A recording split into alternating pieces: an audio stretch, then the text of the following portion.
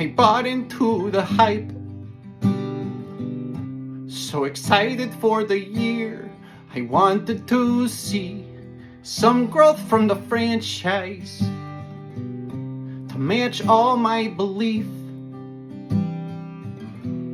But it started off with a thud, hope's gone, with losing every game. I'm so sad. The more I believe, the less they come true. I wanna feel joy, but all I feel's blue. Some say, hey, relax, it's all just a game. But the fans are in pain. Wouldn't it be great to win?